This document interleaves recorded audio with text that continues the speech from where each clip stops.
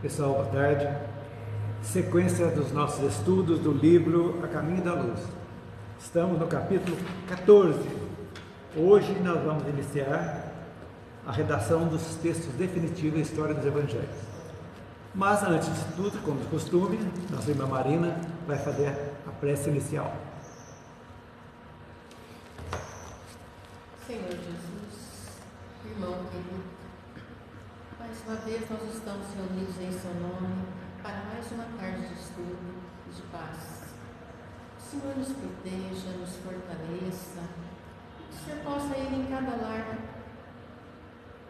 visitar todos os cômodos, levando a paz e a luz, e que possa também olhar pelas pessoas que deixaram os nomes nos cadernos, os encarnados e os desencarnados, e que o Senhor possa nos intuir cada vez mais para que possamos tirar o melhor proveito das lições deixadas pelo próprio Jesus, Mestre Jesus. Continue conosco, nos fortalecendo, nos dando a paz, nos dando a luz, hoje, agora e sempre. Que assim seja. Graças a Deus, que assim seja.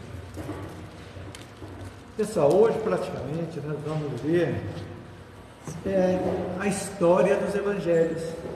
E eu acho que é muito rica essa história para a gente começar a entender a beleza que é essa história de como começou, né? Então, eles foram, Emmanuel nos conta que os mensageiros de Cristo, né, foram, lógico, intuindo, os apóstolos, todos tiveram intuição, para iniciarem já o trabalho, assim que ele partiu, né, o desencarne de Jesus, e começaram já os textos, os primeiros textos foram começando a ser escritos. Algumas parábolas foram sendo contadas, passadas, eu não sei que tipo de papel que existia na época, lá já era papiro, já era pele de carneiro, alguma coisa que eles já usavam lá naquilo. Então, começaram então a redação, ou seja, a aglutinação dos textos definitivos, deixando para a gente a beleza dos ensinamentos do Cristo. E dentre esses, nós vamos ver, a Emmanuel fala que não cabe a crítica histórica disso aqui, porque alguns evangelhos foram aceitos pela igreja e outros foram denominados apócrifos, ou seja, que destituída daquela autoridade canônica que dava o ok apócrifo, que estava em desacordo com alguma autoridade. Então o apócrifo não era aceito. Mas isso aí, em tese, não atrapalhou nada a mensagem, o cerne da mensagem do Cristo, né? Então, Emmanuel traz uma coisa muito bonita aqui no penúltimo parágrafo do livro, que eu gostaria de ler para a gente, depois, antes da gente entrar na história dos Evangelhos. A grandeza da doutrina não reside na circunstância de o Evangelho ser de Marcos ou de Mateus, de Lucas ou de João. Está na beleza imortal que se irradia de suas lições divinas, atravessando as idades e atraindo os corações. É isso aí, a vantagem é essa aí. Então, por mais, todos se complementam. Nós vamos ver aqui a história, tem muitos textos ditos apócrifos, que na realidade, inclusive, tem um livro que tem em PDF também na internet, chama o Evangelho Gnóstico de Mateus, que é maravilhoso. Eu já baixei no computador, vou ver, porque ele fala muito dessa transformação.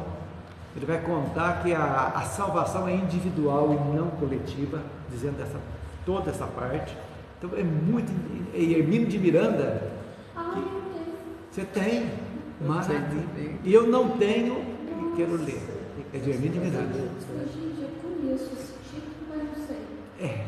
Falou o autor. Mas então, tudo isso vai complementar tudo a essência, até espiritualmente falando, as coisas da doutrina espírita, eu acho que é o que mais vai bater com a gente, com os conceitos espíritas. Então eu vou ler. Já vi o resumo do livro, eu achei muito interessante, mas eu gosto de ler, sentir o cheiro de papel, né? Para mim, ler em computador é a coisa mais difícil do mundo, viu? Mas eu vou tentar. É de quem? De Marcos? Oi? De Marcos? Mateus. Mateus. De Mateus não. O livro não é de Mateus não, é de Evangelho. Tomé. Evangelho de Tomé. Evangelho, sim. Desculpa, eu falei de Mateus. Evangelho Gnóstico de Tomé. Sim. O autor Hermínio Minami. Correio. Exatamente, Hermínio Minami. Então, muito interessante para a gente ver. Então, basicamente foi isso. Agora, trouxe tanta curiosidade para nós que eu aprendi também que vale a pena. Então, o que são os evangelhos? A gente deixar bem palatável. São narrativas, né? Cuidadosamente foram escritas, né? Sobre o nascimento, a vida e o ministério, a morte e a ressurreição de Jesus. Conta a história desde o início, na infância, na sequência até a sua morte. A gente não pode jamais esquecer, né, que os textos existentes no Novo Testamento retratam, além dos ensinamentos de Cristo, a pregação e a vida dos apóstolos. Isso é muito importante, os Atos dos Apóstolos, lá que eram seus discípulos diretos. Os Atos são muito interessantes, que vão complementando, são aquilo que complementam a divulgação na época do cristianismo, dos ensinamentos do Cristo. Então, e há diferenças nos textos evangélicos. Que vai mostrar para a gente? O tipo de quem escreveu. Cada escritor tem uma influência pessoal. Mateus teve uma, Marcos teve outra, e assim sucessivamente. Cada um conta às vezes a mesma história, mas com palavras diferentes, mas no sentido praticamente ser o mesmo, né? E lógico, todos tiveram inspiração divina. Então a gente fala assim, não, tudo. Por quê? Os evangelhos foram feitos na época de acordo para que as pessoas que viviam na época tivessem a capacidade de entender no dia a dia deles. Então, quando expulsou os vendilhões do templo, a moral que estava imbuída naquilo, quando a cura aos sábados não podia, Jesus, quando falava dos fariseus que censuraram Jesus por lavar as mãos antes da refeição, e ele fala que mais vale o mal que faz é o que sai de dentro e não o que vem para dentro, né? Então tudo isso aí são coisas do dia a dia deles lá. Então os 3 primeiros evangelhos foram Mateus, Marcos e Lucas, nós sabemos, né? Que são chamados de sinóticos. Isso é interessante a gente saber. Por que sinóticos? Porque tem muita semelhança entre eles. Então, sinótico quer dizer semelhança. Mateus, Marcos e Lucas são sinóticos. Muita semelhança. Ele podendo colocar em colunas paralelas, comparando praticamente a mesma coisa, com pouquíssimas diferenças, palavras diferentes, né? Quanto ao evangelho quarto, que é de João, né? Esse permanece único, se distingue sistematicamente de todos os outros, em estilo, forma. Tem muitos aspectos comuns, mas também muitas diferenças, para a gente entender. Porque João foi o último apóstolo que desencarnou, já bem velhinho. Então, quando ele recebeu o Apocalipse, né, que nós vamos estudar também aqui, ele já estava nonagenário, parece, com mais de 90 anos, coisa bem velhinho mesmo, que ele recebeu, nem ele escreveu mais, ele deu para alguém escrever aquilo que ele sonha no Apocalipse, que ele fez isso aí, né? Tem muita diferença. As semelhanças vão de algumas palavras até textos inteiros entre João e os 3, para a gente ver, né? As diferenças são encontradas aonde? Nas narrativas de fatos e de acontecimentos relacionados à vida e à missão do Cristo. Então, houve essa diferença. Percebemos até algumas discrepâncias aqui e ali, naturais, né? Em termos numéricos, olha que interessante, a gente nunca pensa nisso aqui, eu nunca pensei nisso, né? Em termos numéricos, podemos representar a questão sinótica, semelhança, assim: dos 661 versículos de Marcos, do Evangelho de Marcos, 600 estão no de Mateus e 350 estão no de Lucas. Olha que coincidência. Total de Marcos, 661. 600 estão no Mateus e 350 estão no de Lucas. Os evangelhos de Mateus e de Lucas têm 240 versículos em comum, os quais não constam no de Marcos. Ao estudo aprofundado que a gente vê. Mateus e Lucas inseriram outros versículos segundo a interpretação própria. Colocaram o dedinho, mostrando. Inspiração, sim. Lembranças, talvez. Mas só que muitos desses aqui não conviveram com Jesus. Mateus, sim, conviveu, né? Então, Mateus e João foram apóstolos de Jesus. Os dois. Lucas e Marcos não conviveram com eles, com Jesus. Foram depois do desencarne. Olha que coisa interessante. Aí a gente pensa, né? Vieram depois. Mesmo assim, não deram conta da divulgação da doutrina. Nós vamos ver aqui. Foi preciso então trazer quem? Paulo. Saulo de Tarso. Foi necessário, foi realmente o divulgador mesmo aos gentios. Diga. Esse Marcos aí que eu vou perguntar, porque eu não sei. Esse Marcos aí que você citou, que não conviveu com Jesus, era aquele menino, era o caçula? Eu acho que não, mas aqui fala que não conviveu, fica em dúvida, que tinha lá um João Marcos da época lá, Pois ele menino. Que ele ficou com Maria. Levou Maria para Éfeso. Quem levou foi João. Não. Quem levou Maria para Éfeso foi João. Jesus falou: Marcos, eis aí tua mãe. Mãe, eis aí tua Naquela filha. época, né? Que ele era pequeno. E ele ficou com Maria. Agora não sabe há quanto tempo. Talvez seja João Marcos, ou Marcos João, qualquer coisa, porque João levou Maria lá para Éfeso. Eu conheci a casa dela lá, já falei isso aqui. E conheci também João deixou Nossa Senhora lá, e tem a ilhazinha Patmos, em frente a Éfeso tem uma ilhazinha, um lugarzinho onde era a casa do João, eu visitei também. Então João ficou velhinho e deve ter escrito o Apocalipse lá em Patmos. Então quem levou Maria... Quem foi esse Marcos?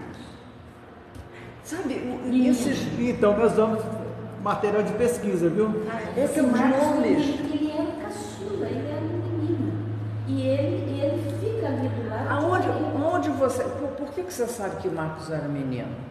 Porque fala em alguma coisa aí, fala que Marcos era o caçula. O apóstolo, o caçula dos apóstolos, era João, que ele tinha por volta de 16 anos. Então quem era Marcos? É quem acompanhou Jesus até a crucificação dele, até a morte.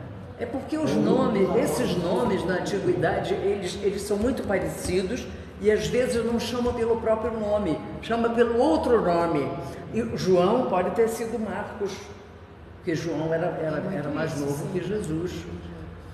Marcos, que era João, né? Tem Pois é, Marcos que era João. Que ficou com Jesus até a morte dele na crucificação foi o João. Foi João. Maria e João que ficou E lá. Maria Madalena. Olha, o Marcos Evangelista, segundo o Google, foi discípulo primeiro de Paulo de Tarso e posteriormente de Pedro.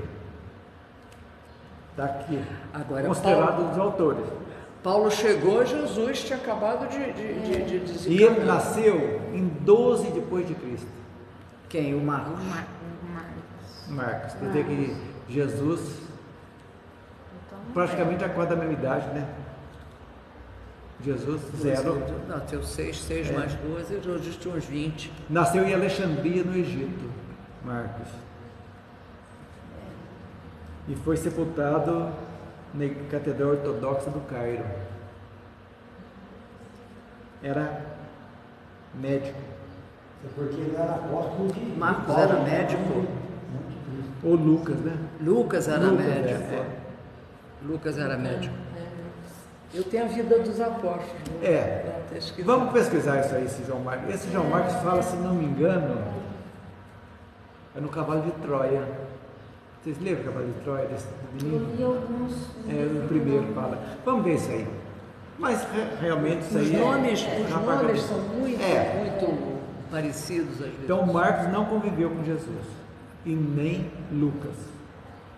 Os escritos evangélicos, também chamados de escrituras gregas, foram divididos em canônicos e apócrifos. Canônicos são os que fazem parte do Novo Testamento, que foram adotados pela igreja. E apócrifos, né, significa coisa escondida, que não tem aprovação, foram definidos no Concílio de Nicéia, que são manuscritos escritos pelos discípulos que não foram e nem são reconhecidos pela Igreja Católica. Aí tem muita coisa também que não sabe o porquê que não foram também, né? Sob a negação de que a veracidade dos mesmos não poderia ser comprovada. Você sabe quantos textos apócrifos tem a respeito? 112 textos apócrifos, considerados apócrifos. 52 no Antigo Testamento e 60 no Novo Testamento. A tradição ainda fala que tem muito maior, mas esses aí são os que foram. Exemplo de evangelhos, tudo é curiosidade para nós aqui, vai enriquecer nosso estudo. Eu gosto de universidade. É. Por isso que a minha Existe mulher o- é Marcos. Evangelho de Maria Madalena, de Tomé, que eu acabei de falar, de Filipe,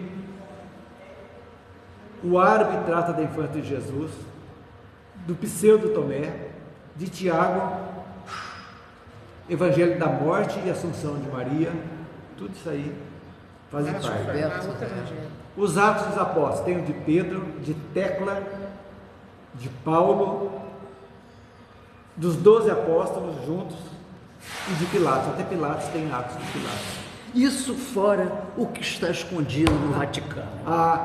Se mas não tem a dúvida. 40 quilômetros de distante, só com...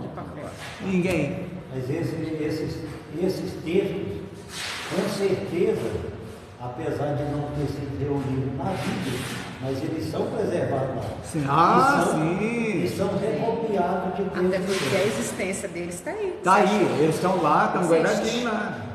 Só uma casta. Aí fica a pergunta, por que será que não foram colocados na Bíblia? Mas apesar Quem de entrava não em ter choque com sido alguma das coisas que a igreja adotou como dogma, com certeza. Se não me engano, muitos desses apócrifos, ou esses aí que você citou, foram descobertos na Etiópia.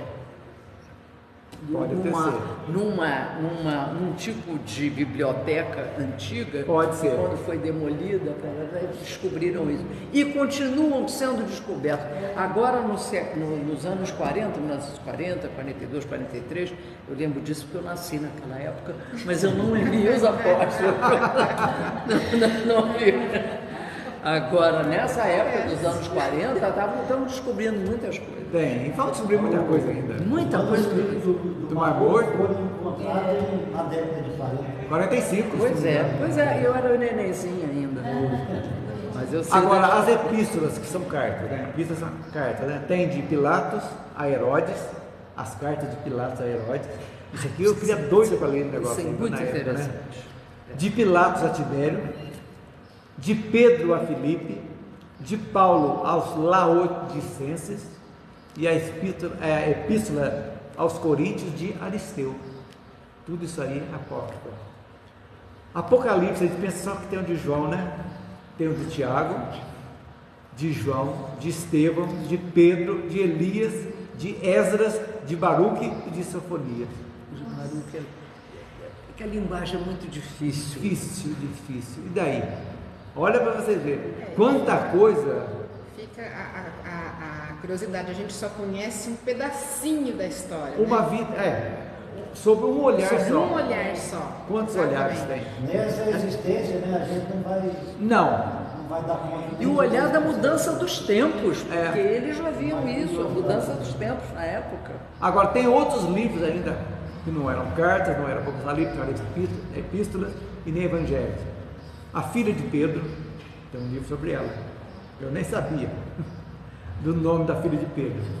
A descida de Jesus, de Cristo aos infernos, é um livro. Declaração de José de Arimateia, esse é interessante, José de Arimateia, lá na época, né? A vida de Adão e Eva. Naquele tempo escreveu sobre Adão e Eva, imagina.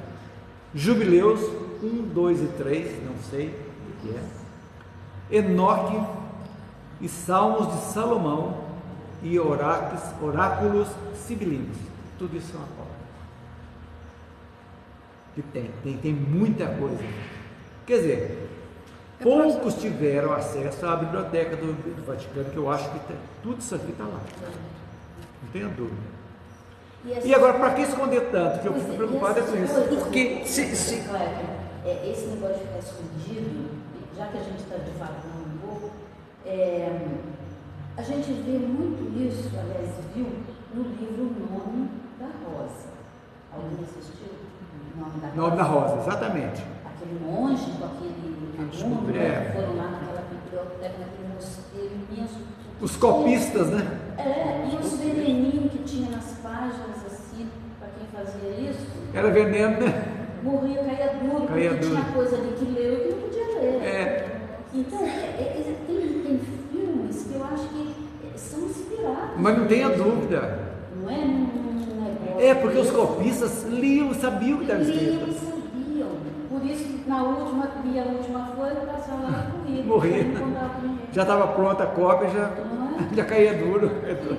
Agora, se todas essas descobertas que estão aparecendo agora, se elas forem sendo divulgadas, a Bíblia vai para o espaço, porque vão ter que modificar tudo.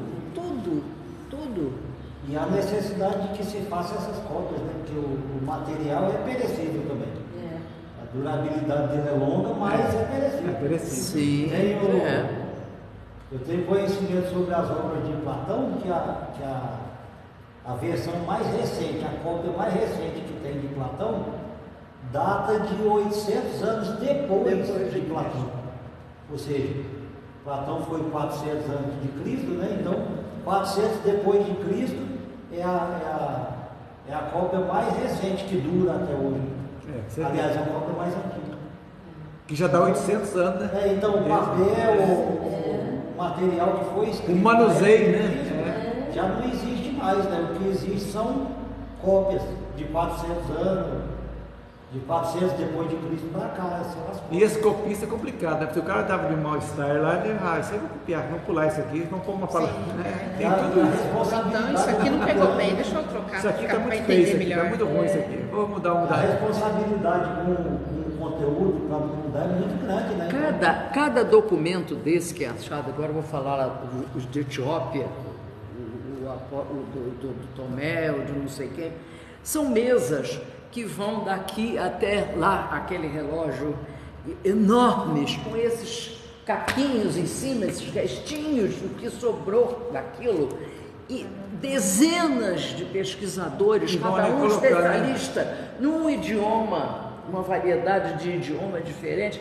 Então essa coisa imensa, são anos e anos para traduzir um fiapinho que está todo despedaçado, tem que juntar aquilo nesse mesão com todos esses. Tem fotografia, inclusive, na internet. É um negócio fabuloso. Então, praticamente os evangélicos copiavam, você vê de fonte, né?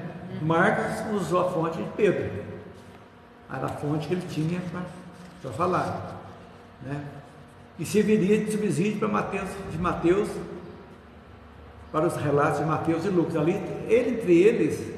E tinha, não sei qual deles, ou um ou dois, eram analfabetos.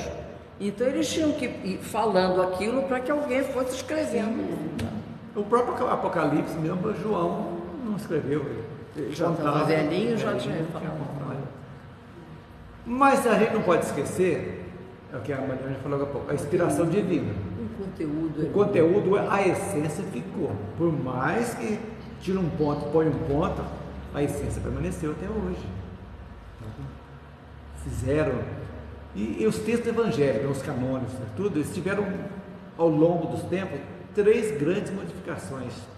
No texto original, escrito pelo evangelista, durante a elaboração da Vulgata, né, que São Jerônimo que fez a Vulgata, que a igreja escolheu os evangelhos que iam fazer parte dos cânones. Septuaginta e Vulgata é a mesma coisa, eu acho que é. E a redação final, que realmente as traduções, tudo, chegaram até nós. Então, a primeira compilação, na época deles, né, depois a Vulgata e depois no final, que alguma coisa ainda foi mexida nos concílios, daquilo lá, com certeza houveram adaptações feitas pela igreja, não tenho dúvida disso. Isso aí não tem como. Então, os evangelhos de Mateus, Marcos e Lucas, né, para a gente ter noção, mencionam os ensinamentos de Jesus sobre o reino de Deus mais de 90 vezes. Mais de 90 vezes. O que é bastante significativo. O de João desenvolve já a crença nas 99 citações, o que também fornece material de reflexão. Mais de 90. Tudo isso aí são interligados também, a gente vê isso aí. Então essas são as histórias de ver que muita coisa, por isso eu quero ler o Evangelho Gnóstico de Tomé, que foi adaptado, destrinchado por Hermínio Miranda, que eu acho que tem muita coisa interessante. Vocês colocam no Google lá, Evangelho Gnóstico de Tomé, e vão ver o que vão contar para vocês lá essa história. Né? Eu acho que vale muito a pena a gente, a título de conhecimento mesmo, enriquecimento reflexão, mesmo, de reflexão também. É muito interessante a gente entender. Então, gente, os textos definitivos foram esses aí. A luta, agora vocês imaginam, o primeiro evangelho foi feito quase 70 anos depois da morte. Quer dizer, todas essas histórias que Jesus contava, tudo eram feitos, agrupados nas peles de carneiro, nos papiros, e foram, até que depois foram juntando, alguém foi juntando, os sucessores dos apóstolos, que já tinham aquilo guardado, foram compilando. Exatamente. Então pegaram todos de Paulo, né? De Paulo, viram as epístolas, depois de Lucas, de Mateus, foram juntando. Esse aqui foi Mateus que fez, não, esse aqui foi de Paulo, esse aqui foi de Lucas, esse aqui foi de Marcos. Quer dizer, e foram na sequência. Pela essência do texto, mais ou menos eles deduziam. Deduziam, exatamente. Porque cada escritor tem um estilo. É a palavra. Então, pelo estilo, esse aqui é o estilo de Mateus, que foi realmente. E Pedro também foi o que mais nos escritos de Pedro, porque ele foi realmente aquele que Jesus falou: toma conta, Pedro, porque ele era o bravo, o estupim curto, mas ele tinha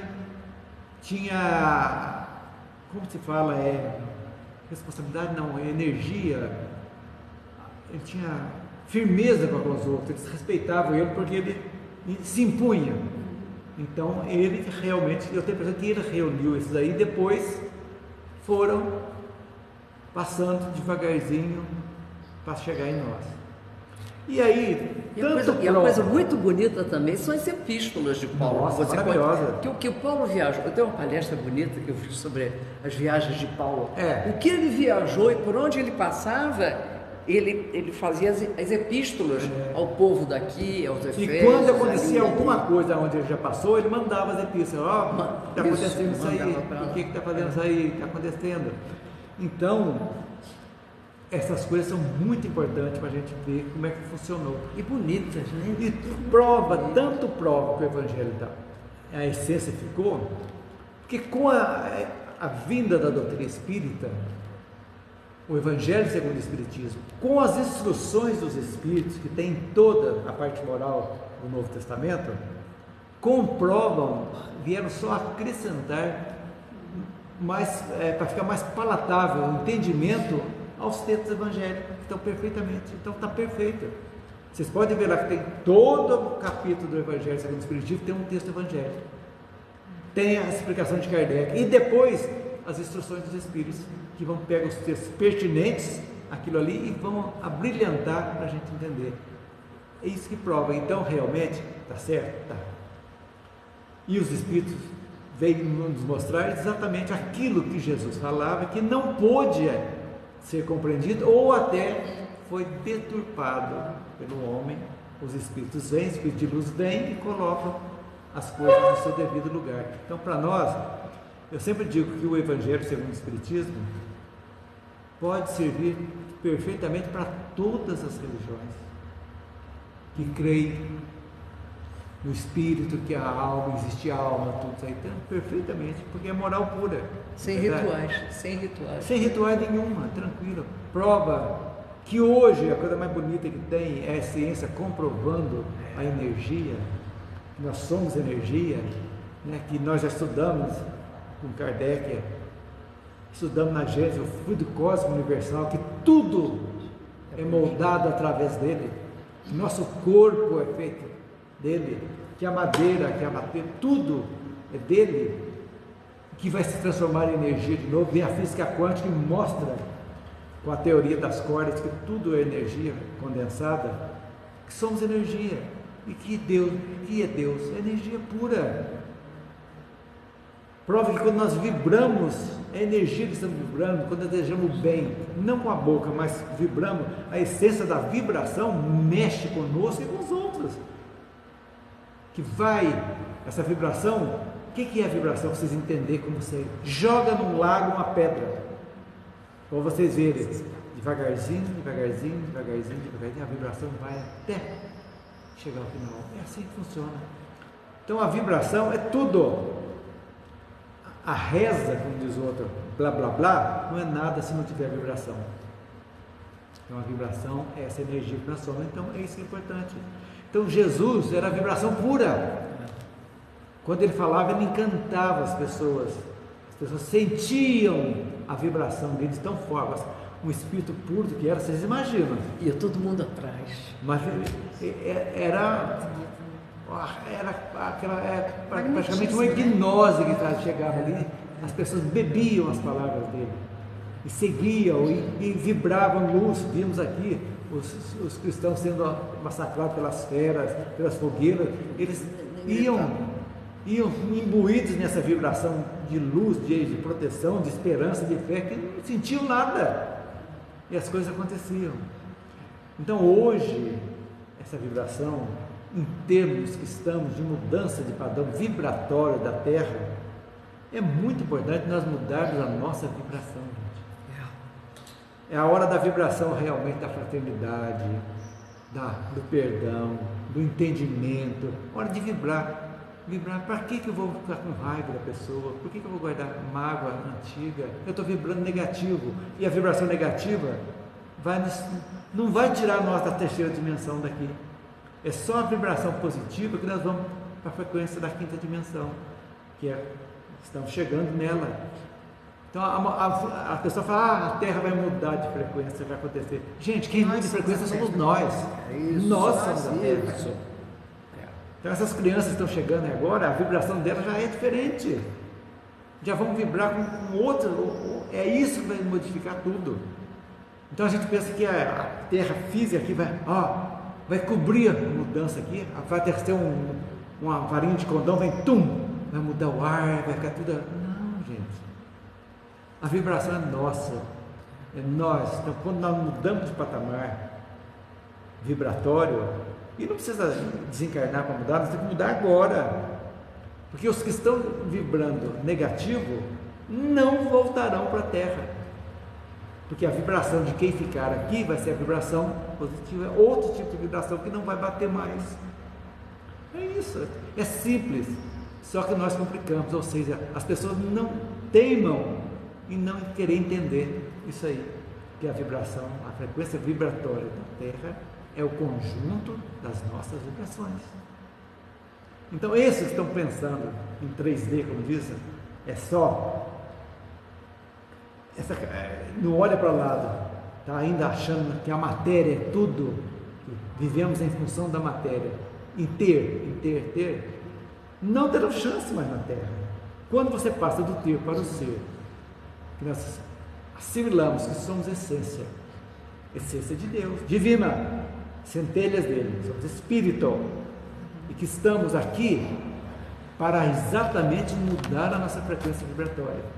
Encarnamos trocentas vezes numa frequência que chegou ao ponto que a nossa frequência anterior não será mais possível a nossa vivência no planeta, porque o planeta será habitado por aqueles espíritos que já estão numa frequência mais elevada, estão caminhando. Então nós estamos, olha, muitos são chamados e poucos escolhidos.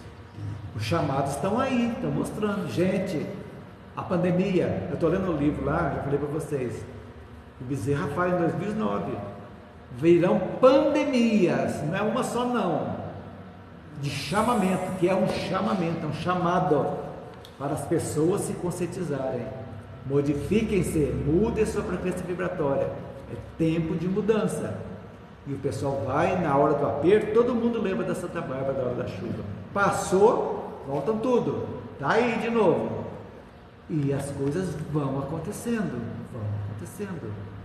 esse chamamento. Aí essas pessoas que não entenderam os chamados, não ficarão mais aqui. Por quê?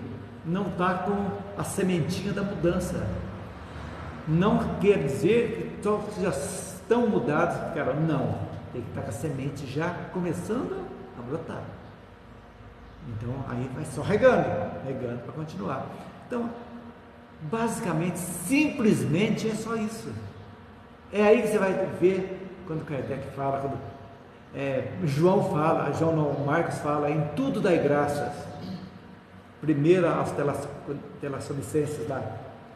Por que a gratidão é importante? Porque ela nos harmoniza a nossa frequência.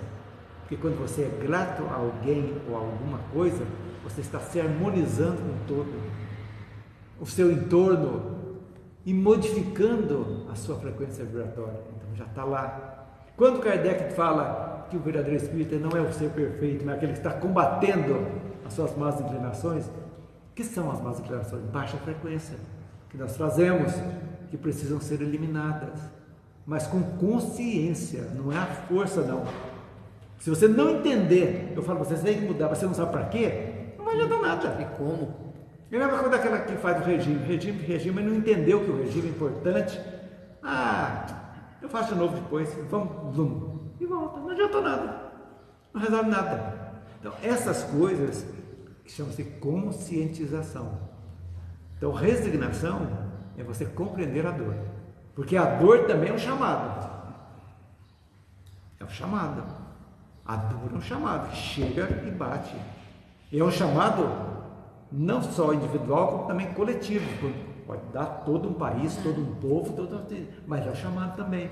Mas as pessoas, enquanto estão bonitinhas, o Bezerra de Menezes vai no hospital para ver se já tem pessoas lá na frequência boa. Então, quando está doentinho, está uma belezinha. Curou, já está pensando que vai fazer, está pensando no churrasco depois, na festa depois. Ele passa no hospital, não sobra ninguém. Aí ele vai ver o corpo médico.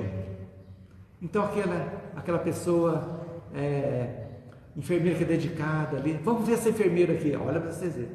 Ela é boa tudo, até que ponto que chega um médico e humilha ela. Aí ela se revolta. Então já perde tudo aquilo de bom que ela fez, ela não estava perfeita ainda para aceitar isso. E os médicos? Os médicos, mesma coisa. A missão deles é árdua, prazerosa para alguns e vai ser terrível para muitos, viu? Porque é complicado. Então tudo isso são chamados. Tudo isso que nós vamos ver agora da missão de Paulo, que foi levar a boa nova para que as pessoas já começassem há 2000 anos, a transformação moral. 2000 anos. O tempo não existe. O que é o tempo? Não existe. No espaço não tem tempo. O tempo tem um parâmetro que nós temos aqui na Terra. Qual o parâmetro? A volta da Terra em torno de si mesma e a volta em torno do Sol. É o parâmetro para criar esse tempo na Terra. Mas onde não tem espaço, não tem tempo. Então, 2000 anos, lá para eles, pode ser um dia. Para nós, pode ser. E daí? 2 dias? Segundos. Estamos aqui nessa luta de modificação. Só que existe um prazo. Todos os mundos têm prazo de ascenderem, de mudarem de patamar. Então, Paulo, os apóstolos, os evangelhos, tudo chegaram ao ponto. E agora? Vamos ver o que aconteceu com Paulo. Então, a espiritualidade, Emmanuel vai dizer para nós que já estavam preocupados, que os evangelistas estavam ainda levando, mais na região deles ali, levando, e estava com dificuldade de tornar a doutrina universalista. Eles estavam então começando a assimilar costumes aristocráticos dos judeus, seguindo, que eu falei há pouco, na semana passada, a circuncisão dos meninos, que era algo dos judeus. E ele fala aqui dificuldades, no trabalho de redação dos evangelhos, que constitui sem dúvida o portentoso alicerce do cristianismo. Verificava-se nesta época algumas dificuldades para se lhes desse o precioso caráter universalista. Então, eles estavam, a missão dos apóstolos, eles estavam ficando longe da espiritualidade de Jesus. É o que ele diz aqui, sofrendo as influências do meio deles. Eles estavam acostumados ali ainda. Então, tão logo Jesus chegou na espiritualidade, a comunidade cristã começou a continuar a sofrer a influência do judaísmo, influência do judaísmo, em todos os núcleos deles. Então, aí que chega Paulo. Foi preciso, então, era um espírito totalmente instruído, mas estudioso da doutrina judaica, mas arrojado. Então ele foi, as epístolas dele tornaram-se, nas palavras de Emmanuel, um dos mais significativos acontecimentos do cristianismo, porque realmente nos tempos de hoje bombou, caiu. Então foi um elemento de universalização da doutrina, ou seja, fala aos gentios. Quem eram os gentios? Aqueles que não moravam no grupo, não eram judeus, eram os não judeus. E a proposta de Jesus não era criar uma igreja, não era criar uma religião. Ele veio falar para o mundo, ele veio complementar aquilo que os chineses precisavam ter feito quando vieram primeiro, os outros que chegaram de outros órgãos, os capelinos que chegaram. Veio e foi dando tempo, e as coisas foram acontecendo, mas ainda faltava. Moisés foi importante? Foi, mas ainda precisava de mais. Veio Jesus e veio deu aquele tapa de pelica, dizendo que se você for ofender de um lado, ofereça outra face, para mostrar a importância do amor e a importância do perdão para domar as nossas más inclinações. E houve, Emmanuel nos conta que houve um choque entre os apóstolos e Paulo. Vocês podem ver aí no finalzinho, diz aí que a princípio estabelece entre eles e os demais apóstolos uma penosa situação de incompreensibilidade. Não batia, porque ele veio com outros olhos. Gente, precisamos ampliar para que todos possam ver essa maravilha que está aqui, que é os ensinamentos de Cristo. Isso é muito importante. E estava virando uma aristocracia fechada, aquilo ali não era esse. Então, realmente, ele foi fantástico nesse ponto. E aí, nós vamos explicar agora, falei mais ou menos aqui, o que Emmanuel contou para nós. Agora vamos ver um pouquinho, vamos fazer uma comparação, a título de curiosidade, entre o Espiritismo e Paulo, para a gente ver como foi importante para nós. Então, falando de novo, tão logo regressou Jesus aos planos de luz, as sementes do Evangelho por ele lançadas entre os judeus passaram a sofrer influências asfixiantes do judaísmo. É lógico, eles quiseram sufocar. Aquele grupinho ali Aquele acabou grupinho, sendo engolido pela sociedade. E vai né? ficar daquele jeito, os fariseus e os saduceus ali, né? Então, imbuídos ainda de propósito e sinceridade. Mas os apóstolos restringiam, contudo, seu trabalho ao povo judeu. Não era esse o sentido de Jesus. Tanto que ele não se fixou num lugar, ele andava por ali. Enquanto ele andou por ali, tudo. Ele ia do barco, ele ia na monte, ele falava, ele queria. Ele falava os gregos que chegavam, quantos gregos ouvia as palestras dele nas praças e levava, mas ainda dava pouco, precisava de mais. Então, Jesus vai visitar Paulo, onde? Paulo indo para Damasco, na estrada de Damasco. E a missão dele é a árdua tarefa, né? Foi uma muito dura essa tarefa da universalização da doutrina, libertando-a dos limites da aristocracia judaica. Esse foi o sentido, abrindo aos gentios de todos os povos daquela época, de todos. Ele andou por lá tudo, de cidade em cidade, igreja em igreja. O convertido de Damasco, né? Com seu enorme prestígio, fala do mestre, inflamando os corações. Devia ser um orador fantástico, né, gente?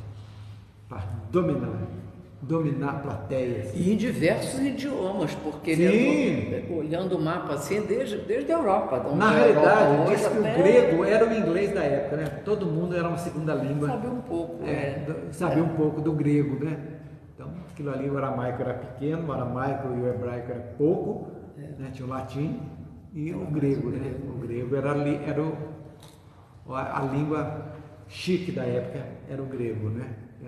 E todo mundo sabia, se entendia pelo grego, né?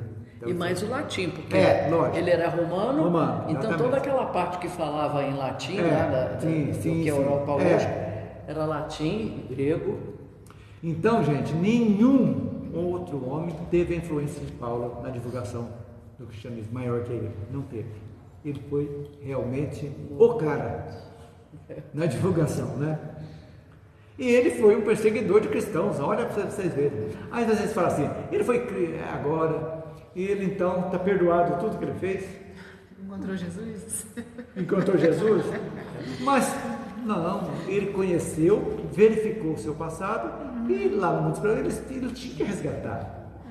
Todos aqueles que ele feriu, ele voltou em situações aflitivas, rápido. E ele sempre falava, né? Ele tem um espinho na carne. Espinho na carne, exatamente.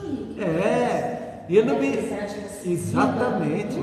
Mas ele sentia que ele tinha um espinho na carne, que era todo esse... E ele entendeu, né, que todos nós somos responsáveis pelos nossos atos.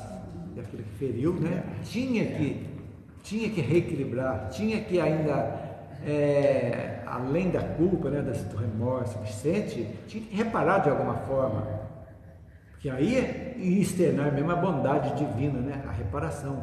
Porque quando você repara algo na parte da moral, você está evoluindo, porque você entendeu que aquilo ali não é um ato que você se humilhou, em hipótese alguma, é um ato que você se engrandeceu. Poxa vida, eu consegui ver que um irmãozinho lá, que estava batendo comigo, está precisando de luz, então eu descer e quebrar o pau com ele, não existe mais. É difícil, gente, é um trabalho diário, gente. Olha essa nova dimensão que nós estamos vendo, senão nós firmamos o pé e nós voltamos para cá ainda, viu? E se não for, para o outro lado, porque é um trabalho de vigilância diária. Disciplina. É o que Emmanuel falava com o Chico, disciplina. É disciplina, porque senão o mundo é tentador. As coisas daqui, o ter é tentador. Não apego o dinheiro, mas todo mundo tô doido para ganhar como é que Mega chama? da virada. Aquela que vai dar pagar 450 Mega da milhões. virada. Mega da virada. É o verdadeiro umbral você ganhar 450 milhões sozinho, viu? Você nunca mais você vai ter sossego na vida. No inferno. Nunca mais. Você vai estar literalmente dentro do umbral e vai ser muito difícil de sair. Umbral em vida. Pelo amor de Deus, e as pessoas nessa ilusão. É verdade. Lógico, todo mundo quer um dinheirinho a mais. Ou de seja, não jogue sobreviver. sozinho, faça bolão. Nossa, eu qualquer Qualquer R$1.000. qualquer R$1.000, eu estou feliz. Viu? É verdade. Então, depois de Damasco, né? Toda a história que nós conhecemos, ele alimenta um ideal. Jesus preencheu, ele foi tomado por Jesus, literalmente, né? Aquilo preencheu a vida dele. E o ideal era servir. E ele jogou todos os títulos que ele tinha, né? Ele era um alto figurão, né? Figuraço na época lá, perseguidor de judeus, tudo. Chutou tudo. Olha só, gente. Quantos teriam coragem hoje, né? Então ele deixa por esse ideal, ele vai deixar de perseguir, de caluniar, de escarnecer, de flagelar e ser o condenado à morte, mas lega à humanidade o maior exemplo de que autêntico cristão pode e deve realizar em prol da evangelização do mundo, ou seja, a libertação do homem das suas imperfeições. Como será que ele foi morto? Não me lembro. Ele Foi condenado à morte. Ele foi decapitado, né? Decapitado, né? Decapitado. Foi decapitado. Naquele livro, Paulo Estevão, né? Paulo Estevão. E aquela morte de Estevão para ele foi uma tragédia. Aquilo foi uma ferida para ele que realmente. Ele foi morto no reinado de Nero ainda, né? Não sei se foi o Nero que condenou. Foi. Mas foi durante o reinado. Mas as cartas dele são coisas maravilhosas. Sempre. Aí a preocupação da melhora íntima das pessoas, né? As cartas dele complementar. Olha a sequência, gente. Os apóstolos, Paulo, Kardec. Até chegar a Kardec. Quantas outras pessoas foram enviadas, nós estudamos aqui. Maomé, Buda, Lutero, já veio para chacoalhar. Se perderam, todos se perderam. Viraram seitas, praticamente. Não entenderam a essência da universalização. A universalização somente vai ser pela doutrina espírita, que é doutrina e não religião. A pessoa não pode fechar com a religião, senão vai criar de novo outra seita. Ele já está fazendo ritualística também, vai ter. Não pode. São pessoas imbuídas como Paulo, nós somos tocadas. Quer dizer, um inseto perto do grande, todos nós, em algum momento da nossa vida, nós somos tocados por algo que veio preencher a nossa vida. Aqui todos nós aconteceu isso, com certeza. Fomos tocados em algum momento. Por quê? Para quê? Somos sementes, né? É o chamado. Um dia nós vamos virar árvore. Mas essa semente que chegou agora para nós, demoraram umas 3 ou 4 encarnações. A gente está preparado para receber isso aí. Então, podemos nos considerar a caminhos da vitória, sim. Porque viemos, não foi do nada que você chegou aqui, que aconteceu com você com o tempo, que você de repente deu um estalo. Não. Eu vim com 16 anos, 17, outro com 50, outro com 70, não interessa. Mas o momento do start chegou. Então, é um chamado. Nós entendemos o chamado. Agora, o chamado qual é? É que nós possamos combater as nossas negatividades. Porque só existe salvação, como diz assim, viu? Quando eu me melhorar. Então a salvação é pessoal. a evolução, é quando nós entendemos a nossa vida aqui na Terra. E a brevidade dela no corpo, gente, é muito rápida. Muito rápida. Então o tempo é muito interessante. Então vamos ver, para a gente encerrar, vamos ver as lições de Paulo para os tempos atuais. Então a época de Paulo viveu assemelha-se muito aos nossos dias. Por um lado, o materialismo e de outro, a religião cultuada exteriormente, ritualística. E o materialismo que hoje campeia mesmo, é um fato.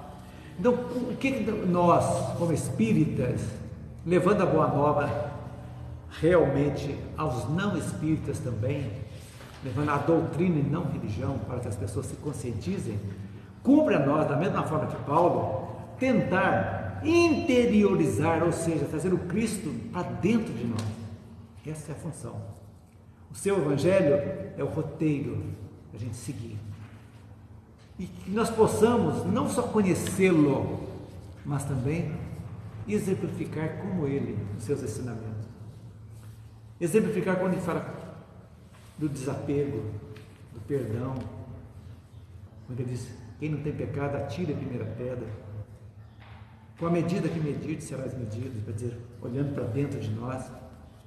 Então, é através da nossa exemplificação que nós estamos realmente levando a doutrina às mais e mais pessoas. Não adianta só falar, adianta fazer. Não adianta falar para o meu filho, não faça isso se você faz. Não, você tem que exemplificar. Não adianta você vir numa reunião mediúnica como médium, só ser médium dentro da reunião. E lá fora, você não ser um médium. Bezerra fala muito disso no livro. Muito disso. Porque o médium é provado lá fora, e não aqui dentro, só. Lá fora. E nós também, palestrantes, passistas. O passista, quando faz um curso e se propõe a trabalhar, é uma missão que ele está dando. Mas é um chamado, né, Marina? É um chamado. E quantos fazem o passe? O curso se dispõe e aquele fogo de palha some tudo. Some tudo. Acha que tem, não vou não, está chovendo, hoje tem novela, hoje tem jogo, não. Só se justifica o passista não trabalhar se ele estiver em desequilíbrio. Aí ele precisa do passe. É um fato que todos nós nos desequilibramos tem hora. Ou com muito cansaço físico, ou com uma parte emocional. Reequilibramos. Mas é uma dedicação. Doar alguma coisa. Uma coisa que faz da casa. Hoje eu vou ajudar na limpeza, hoje eu vou fazer pequenas coisas. É isso que a gente precisa fazer. Então, Paulo de Tarso foi o maior bandeirante do Evangelho. E é ainda nos dias atuais, presença constante nos ensinamentos. Ele reduziu a uma unidade o dualismo entre fé e a vida ao ponto de exclamar, para a gente encerrar, essa frase é dele: minha vida é Cristo, já não vivo eu, Cristo é que vive em mim. Define bem o clima da transformação que todos nós esperamos. Minha vida é Cristo, já não vivo eu, Cristo vive em mim. Gente, muito bonito. Então esse é o nosso trabalho. E se Deus quiser, semana que vem nós encerramos o capítulo 14, para quando voltarmos em janeiro, iniciarmos o capítulo 15. Então semana que vem nós vamos ver o Apocalipse. A identificação da besta apocalíptica é muito legal, a gente fez isso aqui, muito para conhecimento, vai ser muito, muito chique. E o roteiro de luz de amor. Então é esse o nosso estudo, está indo bem, graças a Deus. Metade, né? Começamos em abril e vamos encerrar o ano já com a metade, 14. Mais da metade, são 25 capítulos, né? Nós já estamos com 14. Cumprimos a nossa meta. É isso aí. Então, eu já me despeço com o encerramento e a Elisa já vai fazer a prece para nós. E desejando a todos uma ótima semana, muita luz e muita paz, harmonia, saúde, prosperidade e muito sorriso, gente. Vamos sorrir. É isso aí.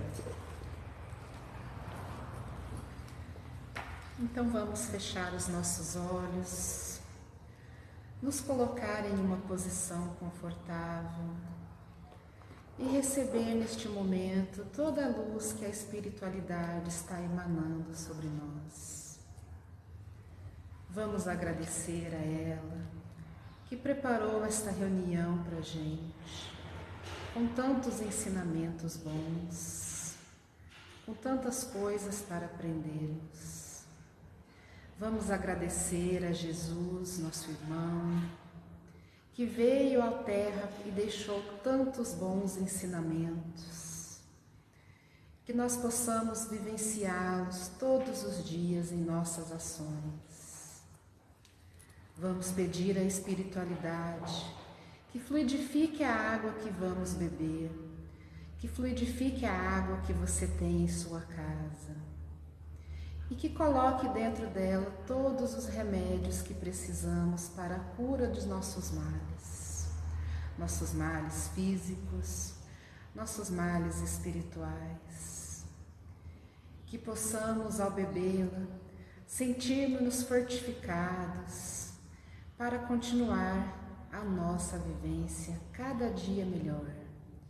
Que possamos emanar as nossas energias a todos os lugares que fomos, aos nossos familiares, aos nossos amigos, no nosso trabalho, que possamos levar a paz que está em nós a todas as pessoas que precisam. Nós te agradecemos, Pai. Muito obrigada. Que assim seja. Graças a Deus. Até a semana. Deus queira.